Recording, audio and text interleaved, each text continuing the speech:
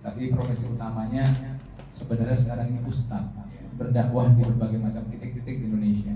Ya, ada banyak titik-titik yang beliau jaga. Jadi kajiannya ini bukan kajian sekali diundang lari gitu kan, tapi dimonitor pergerakan dan behavior dari seluruh jamaah agar semakin dekat kepada Allah. Titik-titik beliau ini dari mulai duafa di Jawa Tengah gitu ya, sampai mbok-mbok yang nggak bisa bahasa Indonesia itu pernah saya diterjunkan langsung dakwah ke mereka. Bingung saya, yang penting hatinya hadir.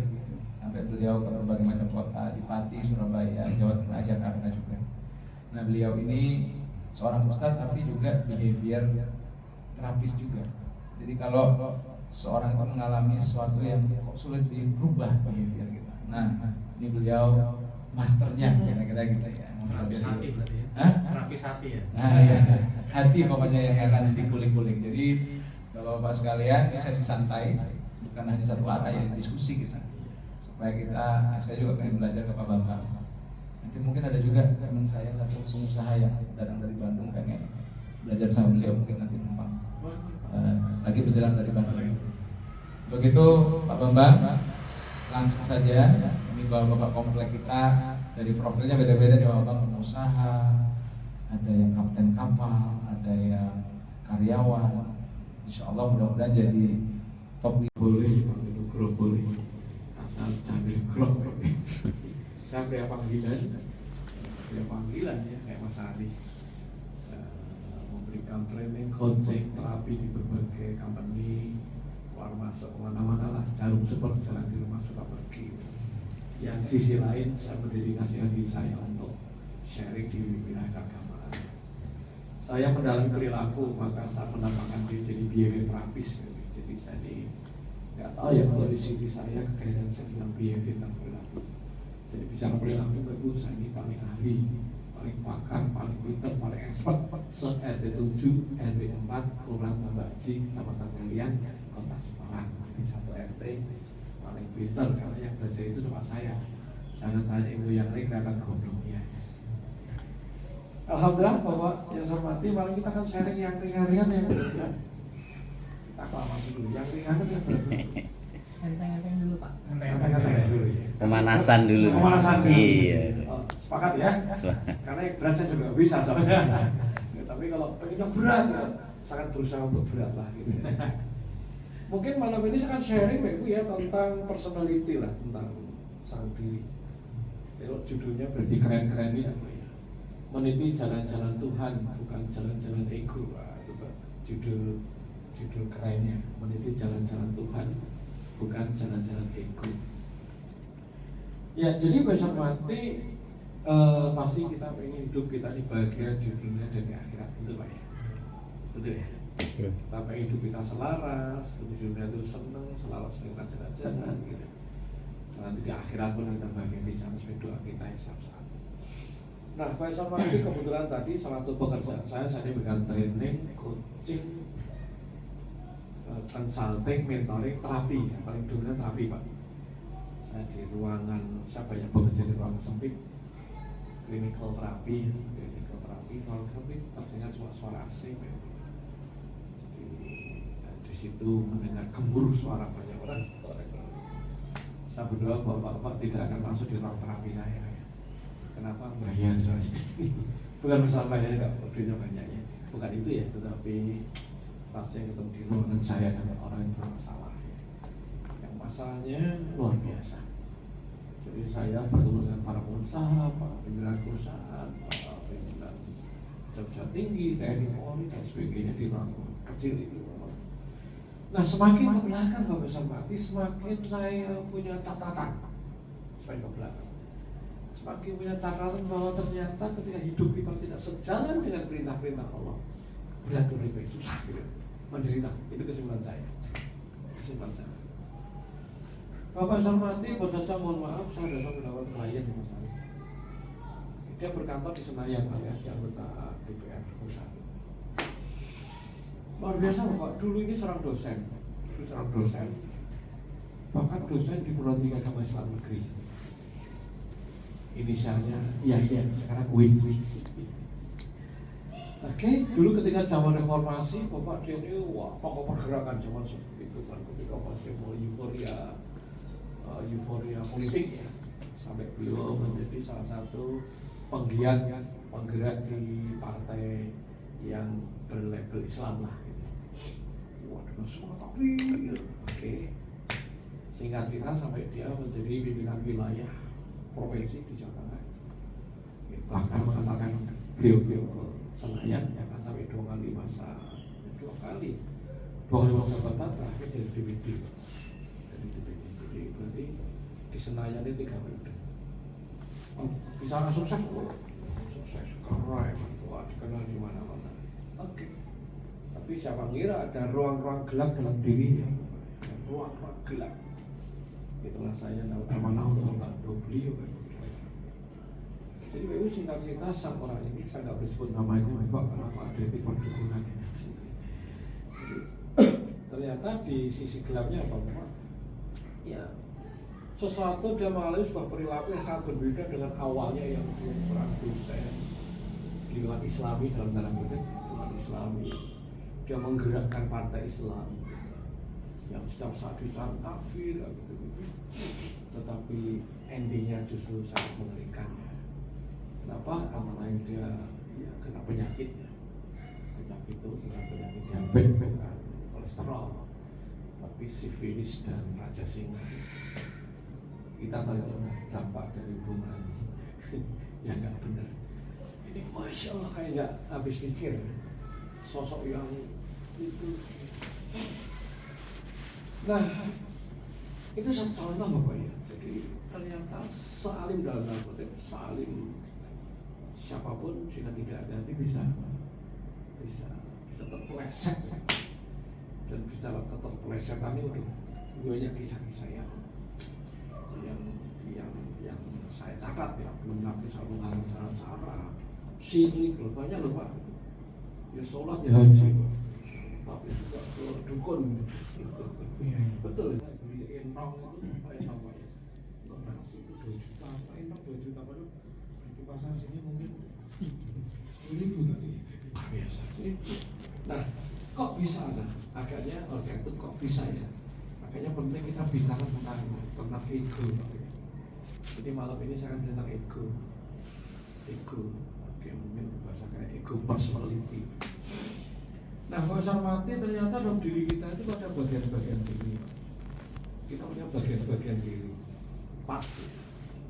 Bagian-bagian diri yang itu mestinya kan program pikiran gitu Pak. Bagian-bagian diri yang setiap saat menjadi teman kita Pak. Teman berjalan Pak. Kalau bapak orang Jawa mungkin sempat dengar istilah sedulur papat, lima pancan, kakang kawah, adik ari-ari. Jadi kita tuh punya sosok yang menemani kita. Kita punya teman yang nggak sendirian. Kita punya pembisik, tukang bisikin kita. Bahkan ada tukang mendorong-dorong kita, tukang melarang-larang kita untuk bertindak sesuatu. Nah, itu namanya sandi, bahasa psikologinya Pak, atau ego personality. Jadi banyak istilahnya, ada Pak dan sebagainya. Contoh tadi Bapak ketika mau berangkat ke sini, ada nggak tadi Bapak berangkat nggak ya? Mau berangkat, aduh mana capek kerjaan belum selesai. Tapi nggak ada sama RT loh. Ini nggak ada sama RT ini. Tapi gimana nih? Jadi ada konflik diri. Ada bagian diri yang harus mendorong untuk berangkat. Ada bagian diri boleh jadi yang nggak apa-apa kalau hari ini nggak masuk. Atau pernah nggak Bapak pulang kerja nggak malam-malam sampai rumah saatnya Isya? Ayo Isya kan udah saatnya Isya nih, udah azan. Tapi sampai istirahat dulu nanti sekalian Isyanya nanti menjelang sholat malam. Pernah alami Pak? Atau Bapak biasa sholat malam, tapi karena kerjaan banyak sampai lembur-lembur atau capek atau badan, maka biasa jam 3 pagi atau setengah 4 ting bangun, bahkan tanpa jam terbangun. Tapi ayo 5 menit lagi lah. Jadi dalam diri kita ada 5 menit lagi gitu. Yang satu bilang apa? Ayo iman nanti kalau enggak sholat malam. Pernah kalau begitu? Atau kita biasa sholat malam, tapi karena suatu hal karena capek, bablas tidur kita hingga sudah azan. Allahu Akbar. Langsung gimana tuh marah-marah. telinga kita, oh nggak tahajud, paling bolong gitu. Terus bapak mau pergi ke kantor, mau meeting, ketemu klien, buka lemari pakai baju mana ya? Ini tapi ini udah ketemu aja pakai ini cara mana nggak matching. Jadi kita ini selalu ada konco, temen ya. Kita punya konco, punya teman, punya konco cuma teman yang selalu menemani kita. Tadi jadi Pak Mas Ari kan pakai mata selain nggak bla bla bla.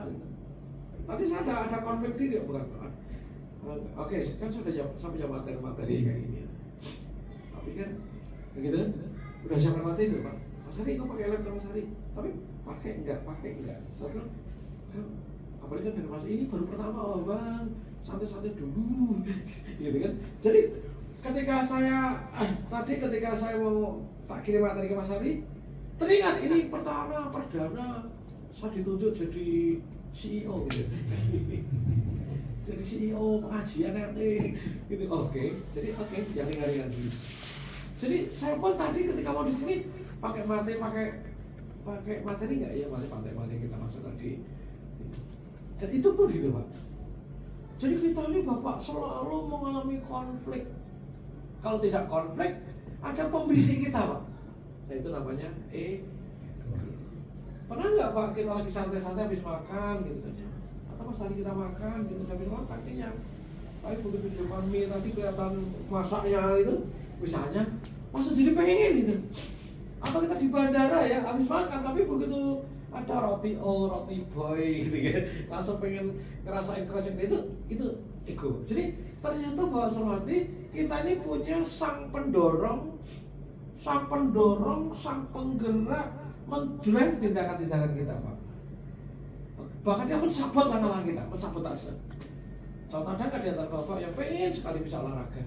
Dulu habis lebaran olahraga, ini udah 4 lebaran belum mulai dan ada pengen, aku baca buku bagus loh itu bahkan, tapi udah 2 tahun bukunya sampulnya pun belum dilepas gitu.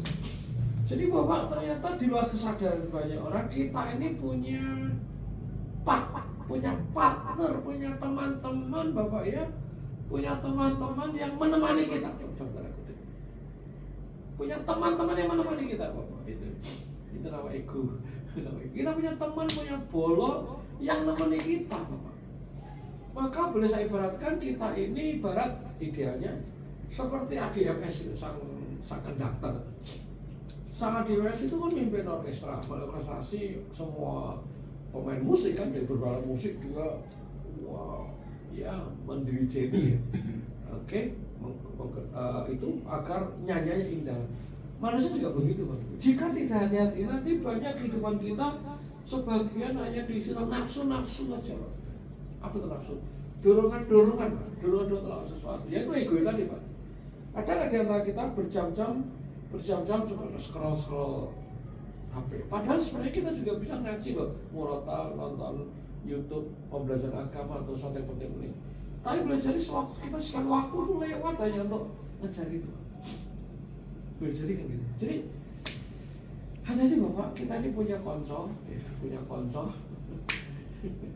yang itu jadi teman kita. Nah, konco itu bukan makhluk gaib enggak sih Bapak. Itu kan sebenarnya kan terbentuk dari proses ini Pak. Terbentuk dari proses tumbuh kembang kita dari kecil Pak. Berproses dari apa yang kita lihat, kita dengarkan, apa yang kita lihat dengan rasa sentuh lakukan saraf otak kita bersambungan saraf gitu. Kalau kita belajar neridendrik sinap gitu. Nah Bapak, hari ini yang kita sholat, kita alhamdulillah sholat setiap hari, betul Pak ya? Kita sholat, iya alhamdulillah. Maka saatnya sholat, sang ego akan dorong untuk sholat. Bahkan Bapak yang biasa sholat malam, ini udah ngasih tahu loh Pak, boleh jadi, ayo jangan malam-malam ya, yang penting jam 10 maksimal harus sudah balik. Nanti pagi, nanti bablas saya sholat tahajud. Mungkin gitu betul gak Pak? Karena kita biasa sholat malam gitu. Bagi kita biasa sholat, maka saatnya sholat akan mendorong, si ego akan mendorong untuk sholat. Bahkan sholat pun gayanya beda-beda Pak, khas masing-masing kita. Maksudnya gaya adalah ada yang sholatnya yang penting 5 waktu jangan sampai bolong gitu. Ada yang gitu. maka sholat benar. Tapi meskipun duhurnya menjelang asar menjelang maghrib menjelang isya pun pagi, mungkin subuh sama duha paralel yang cerita. Tapi pokoknya 5 waktu itu nggak pernah lewat. Kenapa? Karena pola tubuhnya ya sholat waktu. Tapi ada sholat betul-betul tepat waktu, bahkan qobliyah ba'diyah dan di masjid. Nah, kita nggak sedang bicara baik buruk malah lebih utama tidak ya, tapi tentang partnya. Jadi bagi bapak ibu yang sholat di masjid bahkan qobliyah ba'diyah, maka bapak ibu ketika terbentuk gayanya, lifestyle-nya bahwa sholat itu jamaah qobliyah ba'diyah, bapak ibu ya, qobliyah ba'diyah bapak ibu, maka program ego personality-nya akan seperti itu. Jadi ketika saatnya menjelang sholat, kalian gitu, ya cepat-cepat masjid udah ada suara loh. Masjid sebelah suara yang masjid kecil sudah mulai adzan, nanti cepet deh. Dia kasih tahu. Tetapi sebenarnya ketika kita tidak melakukan, dia pun akan komplain. Gitu nggak berangkat tuh mana di sholat jamaah 100 derajat dan sebagainya. Nah ini berlaku tuh apapun sampai urusan makan loh Pak. Sampai urusan makan. Bagi orang-orang yang makannya tingkat kepedesannya level 2 harus 2. Kayak Mas Hari tanpa pedes ya, kata pedesnya udah gitu.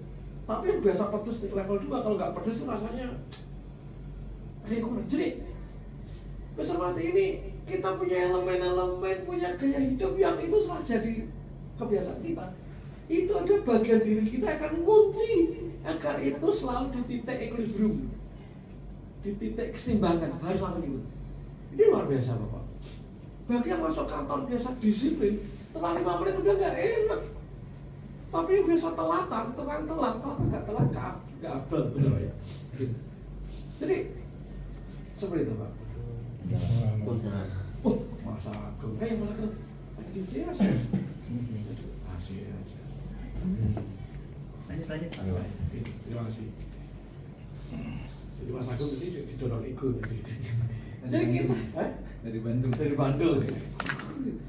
Jadi besar mati kita didorong, didrive oleh ego personality.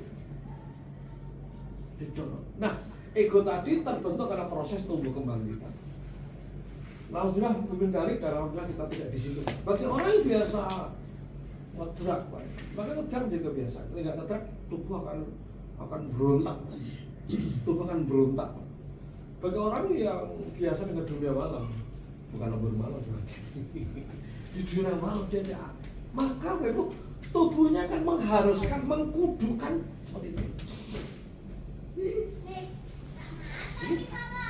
Jadi semua bentuk perilaku kita ada bagian diri kita yang tadi ego personality yang kunci memastikan kita on the track ada di sini. Ada kabar baik, ada kabar buruk Bapak. Oh yang baiknya tuh bukan dulu Pak. Buruk dulu. Hati-hati. Tadi tindakan buruk, perilaku buruk. Perilaku buruk, kita sebut buruk. Maka dia akan nuntut untuk terus buruk. Maka berubah itu susah. Akan terus menuntut dia buruk. Maka diubah susah. Kabar baiknya, perilaku baik kita akan terkunci untuk selalu baik. Apapun itu Pak. Saya pernah ngomong Pak ya. Kalau nggak ngomong gatal loh Pak saya. Sehari-hari saya itu pagi siang jam rezeki sore malam berdakwah seperti ini. Ini kan bismillah pola yang saya miliki Pak. Jadi saben malam Pak. Saben malam Pak gini Pak. Nanti malam kereta ke Semarang Pak. Karena besok siang ada training. Sore malam udah kayak gini di masjid apa ke Semarang. Oh minggu pagi saya Semarang, malam di Pati Pak. Senin jadi sore malam kayak gini Pak. Ini pattern saya ini kayak gini Pak. Jadi malam ini saya terima kasih Pak. Karena Bapak selalu memberikan ruang saya untuk teriak-teriak ini Pak. Kalau tidak saya nggak bisa tidur di rumah saya. Karena hari belum lengkap gitu. Ini luar biasa. Ini sampai perilaku tadi sholat kita, kekhasan sholat kita tadi ada sholat yang sekedar 5 waktu jangan sampai bolong, ada gitu. Ada sholat itu harus jamaah, ada bahkan jamaah qobliyah ba'diyah, bahkan setelah jamaah itu baca wirid-wirid tertentu sampai amalan tertentu katakanlah sampai segitu. ketika itu udah biasa akan dikunci oleh si ego personality tadi. Nah sayangnya Bapak yang saya hormati, tak semua ego ini positif. Tak semua ego ini baik. Sebagian ego kita ego yang tidak selaras dengan tuntunan tuntunan Allah dalam semua tidak selaras. Maka apa tugas kita Bapak hormati? Tugas kita adalah pelan-pelan bagaimana kita semakin memperbanyak aktivitas yang selaras. Ibarat gadget ini Bapak, gadget Android itu kita masih memasukkan sebagainya lagi aplikasi yang mendukung Bapak. Kenapa? Ketika aplikasi sudah terpasang, maka otomatis dia aktif. Ketika dia aktif, ya akan aktif saja. Tetapi ketika aplikasi sudah dicopot, maka sudah tidak bisa aktif lagi, tidak bisa digunakan lagi. Jadi tugas kita perbanyak aplikasi-aplikasi yang membangun aplikasi kali bermanfaat bagi tubuh kita. Makin banyak itu kualitas hidup kita makin selaras dengan ajaran-ajaran yang gitu. Dan berikutnya adalah Bapak apa yang dilakukan? Pelan-pelan kita melepas aplikasi-aplikasi yang tidak selaras dengan ajaran. Sesederhana itu. Karena apa? Tadi aplikasi yang terpasang Bapak, dia akan terus mendrive kita untuk melakukan hal yang sama dan berulang. Ada orang dikit marah, kan ada yang datang ke orang yang enggak ya. Dikit marah, tensinya marah. Berarti polanya pattern dia adalah kayak gitu. Selama dia tidak melakukan sebuah upaya agar pola itu berubah, maka terjadi dia akan responsif terhadap segala sesuatu ya model marahnya kayak gitu. Tetapi ketika orang melihat sesuatu dengan sabar, berpikir tenang gitu, membuat keputusan itu tenang, bijaksana, bahkan buat keputusan penting, sholat istiqoroh dulu, ngaji dulu, sholawat dulu, atau apapun yang dibangun, maka ketika nanti mau menghentikan apa, ketika ada masalah, polanya sudah gitu. Sesederhana itu maksudnya. Ini luar biasa. Jadi tugas kita adalah bagaimana kita hidup kita di-drive sebenarnya nanti oleh jalan-jalan Tuhan, jalan ego. Karena ego itu nafsu yang otak kita maunya ya apapun yang senang gitu. Begitu senang diulang-ulang jadi gitu. Tetapi tadi nggak apa-apa ya, ketika dia baru senang gitu. Tadi. Kan lagi senang nih. Ya kabar baiknya Pak. Misalnya ada martabak gitu. Tadi saya dimasakin disuguhi martabak ya. Di sini aja. Mis, kabar baiknya Pak. Misalnya pengen sekali ngambil jeruk. Bisa. Pengen sekali bayangin lah kamu jeruk. Bisa nggak Pak? Dari pengen jeruk jadi tidak pengen. Bisa nggak Pak? Bisa ternyata. Pengen banget jeruk, pengen banget. Karena yang pengen itu cuma program, punya memori jeruk. Kita pernah makan jeruk, apalagi warna seperti ini, yang manis, enak, seger. Maka begitu ada jeruk langsung trigger kita, oh seger enak. Kayak kita di bandara di stasiun itu ada roti boy, ada roti gitu kan ya. Maka karena ada program itu akhirnya jadi pengen. Makanya cuma program berarti apa? Karena itu cuma program, ini bisa dibuat dari pengen menjadi tidak pengen. Bayangkan kalau kita menguasai itu Bapak Ibu. Kan ini kan cuma ego, artinya tidak semua ego ini mesti dipertaruhkan gitu. Aslinya kita pengen apapun, bahkan nafsu apapun, udah di ujung bulu-bulu, apapun itu udah pengen, itu lo tahan aja, kan enggak, lama-lama juga turun nggak begitu. Contoh, pernah nggak kita pengen beli sesuatu lah, entah kacamata, entah gadget, entah apa sesuatu, pengen awalnya diskon itu kan pengennya kan, waduh pengen, tapi kebetulan pas kagak bawa duit gitu. Kartu kreditnya ada limit gitu, misalnya. Nggak mungkin sih, pengen banget udah diubun-ubun, tapi nggak mungkin. Dan nggak mungkin betul. Pertanyaan mati nggak Pak? Nggak, buktinya masih di sini. Kenapa? Karena ego itu cuma dorongan Pak. Meskipun nanti ego itu bisa masuk di mutmainnah, amarah dan lawamah, tapi nanti ada di situ. Nanti ada pengklasifikasian ya. Untuk Pak, ya, tergantung ini perbuatan baik atau buruk. Nanti ada pengklasifikasian. Jadi Tidak semua keinginan itu harus tereksekusi. Kenapa? Ini cuma ego. Ini cuma ego. Bahkan boleh jadi kan kita mau beli, ada konflik tadi. Wah ini apa ini diskon ini bisa harga naik kita. Jadi kita ada bagian diri ngomong ini keren ini bagus nih besok dan naik harus gitu. Bagian diri kita bilang apa satu lagi. Tapi kan masalah kita ini harus efisiensi loh. Ini kita masih beli sesuatu terus kita itu yang bagian diri dulu. Ini saatnya efisiensi dan sebagainya. Oke berarti ada konflik Pak. Konflik apa ego? Antara bagian diri pengen, bagian diri hemat gitu bisa jadi. Nah, Bapak hormati, tapi ketika karena kita saking pengennya, akhirnya kita beli aja. Akhirnya beli, close dengan berbagai cara. Dan akhirnya bisa beli. Nah, apa terjadi? Boleh jadi setelah beli, langsung dia, Pak, dia komplain, itu nyatanya, kita coba beli, mestinya. Dimarahin kita dimarahin tubuh kita. Jadi berarti, Bapak hormati, tidak semua keinginan harus di. Berarti Bapak, apa yang harus kita lakukan untuk kita mengeksekusi sesuatu? Tadi, misalnya kita malas sholat, tadi capek, tadi saya contohkan pulang capek, saya belum bisa, gitu. Nanti kan dua berdiri ngomong satu, ayo Isa sekarang, ntar nggak apa-apa 5 menit paling nggak satu, nanti sekarang sholat malam, sebelum subuh nanti bangun sholat, ini badan capek bangun. Meskipun kita malas, asal kita tabrak saja bisa loh. Saya yakin dalam hidup kita pernah mengalami ada proyek pekerjaan, kita udah kerja enggak ya, tapi badan loyo udah enggak enak. Tapi begitu kita lakukan dikit-dikit, lama-lama juga enak, lama seger juga gitu.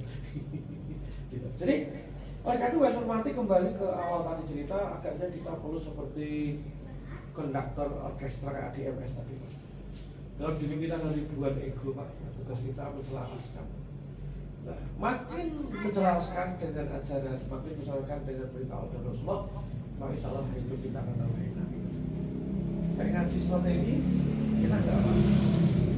Enak nggak Pak? Mungkin nggak enak ketika awal, nggak enak kantor malam-malam seharian kerja. Iya, tapi nanti ketika diulang-ulang Pak, ketika diulang jadi enak Pak. Diulang jadi enak, jadi ketagihan Pak. Tagihan gitu. Saya pribadi Bapak satu ke Jakarta kan biasanya ngaji Pak, saya ngaji di Tangerang 14 tahun Pak saya. Sampai malam Jumat naik pesawat PP. Dan sekarang pesawatnya atau penerbangannya dikit apalagi itu. Saya 14 tahun Pak. Ketagihan ngaji Pak, bayangkan. Bagiannya. Kenapa? Oke, diperhatikan. Ya karena ego ngajinya terbentuk, dapat kenikmatan, dapat sesuatu gitu. Nanti akhirnya bisa mati. Kita bisa membangun sesuatu terus yang baik, yang positif, dan kita bisa tinggalkan sesuatu yang tidak selaras dengan ajaran itu sederhana. Tapi saya katakan Bapak dalam diri kita ada sang papan sedulur sinoroidi sejalannya, sedulur papat lima pacar kakak kawah adik ayah. Dia mendorong, mensabut, mengingatkan agar kita melakukan sesuatu sesuai dengan apa? Sesuai dengan program yang telah kita miliki. Sesuai itu. Saya bayangkan Bapak ketika kita paham tentang ini Pak, maka kita betul bisa memasukkan kebiasaan apapun yang kita masukkan. Apapun. Contoh Bapak, oke Bapak setiap hari kita di Jakarta banyak macet ya kita nyetir. Saat kita males, saat kita nyetir, saat kita di jalan kita sampai nyetir kan goalnya kan sampai ke tujuan cepat lancar gitu ya. Pertanyaan saya, saat Bapak mengantar saat ke sana apa Bapak lakukan di mobil? Kalau saat macet ngapain? Apa Pak? Pasti mobil ngapain Pak? Hah? Apa? Dengerin lagu. Apalagi? Bisa enggak Pak? Sambil jalan ini Bapak kita membiasakan diri untuk bersolawat misalnya, dari murotal misalnya, ngafalin ayat tertentu misalnya. Gitu. Nggak bisa. Apalagi nyetir ini kan sudah aktivitas bawah sadar. Nah, pikiran saya lain kita kasih kerjaan untuk itu aja Pak. Ini sepele Pak, tapi kalau nggak dibiasakan Pak, ini nggak bisa. Tapi nanti udah terbiasa Pak kalau di perjalanan. Kita sudah menyiapkan apa bahan ajar termasuk video pembelajaran, audio pembelajaran, Maka nanti otomatis Pak, sebelum kita berangkat, kita udah nyiapkan materi dulu Pak, bahkan di-download dulu Pak. Aku nanti belajar apa. Ini nanti begitu Pak, karena tubuh kita kan ngingetin, ayo siapa di mana-mana perjalanan panjang. Ini awalnya jam sekian, mungkin nanti macet. Dia ngasih tahu agar kita untuk menyiapkan materi itu Pak. Aku udah latih. Termasuk kita kalau sudah mulai belajar dari Dr. Zaidul Akbar tentang pola makanan dan sebagainya ya. Begitu kita belajar kan otak kita bersambungan saraf nih. Jadi paham, ternyata kalau ngomong mie instan gitu. Dengan paham itu akhirnya apa Pak? Ya akhirnya Pak, akhirnya sudah akan hati-hati untuk makan karena program. Saya punya teman sebagai penutup bahwa saya punya tadi kita diskusi ya sama aku terapkan. Saya punya teman dokter gigi Pak, termasuk istri Mas Adi di Semarang. Sampai polanya luar biasa. Anaknya dulu sekarang udah gede-gede. Sebelum tidur mesti ayo gosok gigi. Sampai mau dipaksa gosok gigi betul. Kalau nggak masih udah tidur udah dipiting. Dipiting nggak bisa. Cangkiwin kalah. Apa dipiting nggak bisa? Tinggi cekek. Para panglima itu dirangkul. Dirangkul betul. Betul. Panglima. Kata panglima. Dirangkul. Jadi dipiting itu kalau saya masa kecil orang kampung Pak, orang kampung. Dipiting itu dirangkul tapi buat dia nggak berdaya. Itu belajarnya susah nih. Dirangkul bikin tak berdaya. Ayo gosok bener, masih udah tidur loh, pencang kiweng, piting. Makan es krim misalnya, ayo punya gosok gigi, sampai segitu. Pokoknya dia sangat sangat hati-hati gitu. Foto-foto urusan gigi ini luar biasa. Kenapa dia begitu? Karena dokter gigi. Bukan masalah dokter gigi, karena dia paham soal urusan gigi. Karena dia sangat paham tentang urusan gigi, apa terjadi, maka narasi tentang perawatan gigi sangat kuat. Maka apapun seperti itu. Bandingkan dengan mohon maaf saya orang kampung Pak, orang kampung zaman dulu nggak ada pendidikan itu Pak. Nggak ada pendidikan itu, jadi kurang intens ya, jadinya beda. Apa artinya bukan nanti semakin kita ini punya narasi tentang apapun yang kita perlukan, kita akan menjadi sang ego untuk memerintah kita untuk berbuat atau tak berbuat sesuatu. Jadi kita bisa menjadi ahli tahajud Bapak. Ketika apa? Ketika kita paksa diri untuk kita sholat malam. Ketika program tahajud sudah jadi Bapak, maka nanti sang tubuh ego personality tahajud akan berfungsi secara sempurna. Dia akan berlakukan apapun agar kita betul setiap hari bisa mengekspresi yang mulai itu. Bagi kita yang belum sholat rumah, kita bisa memaksa diri dengan import sedikit untuk melakukan 2 rakaat. Setelah terbentuk Pak, menarik, dia akan mengunci tubuh kita agar selalu sholat. Bahkan setelah biasa sholat 2 rakaat, ditambah jadi 4 rakaat, 6 rakaat, bahkan 8 rakaat baik. Tapi Bapak ini pengusaha ya waktu atau itu. Kenapa? Tidak. Itu baca Allah dan sebagainya. Bisa. Kita bisa maksa diri sholat kita kunci sholat tepat waktu dengan kopi yang banyak, bahkan di masjid misalnya. Kita bisa style itu semua. Mengawalnya masih berat. Mengawalnya butuh effort, butuh perjuangan. Bahkan butuh pengulangan terus sampai menjadi kebiasaan. Tetapi kabar baiknya ketika sudah ngunci, sudah jadi Pak, akan ngunci akan kita, tubuh kita akan memaksa kita terus melakukan yang sama dan jadi Bapak, yuk dikit-dikit kita bangun kehidupan kita menjadi lebih baik. Amin ya. Amin. Ya, perilaku kita semua bisa kita desain, semua bisa kita lakukan Bapak. Karena kabar baiknya ketika sudah jadi kebiasaan, tubuh kita akan menguji, akan memaksa untuk kita on the track melakukan kayak gitu. Ini luar biasa. Terima kasih Pak. Monggo silakan kita ngobrol santai, saling belajar, saling makan. dengan tema besar sang ego personal. Monggo silakan kita sharing silakan. Bapak, ini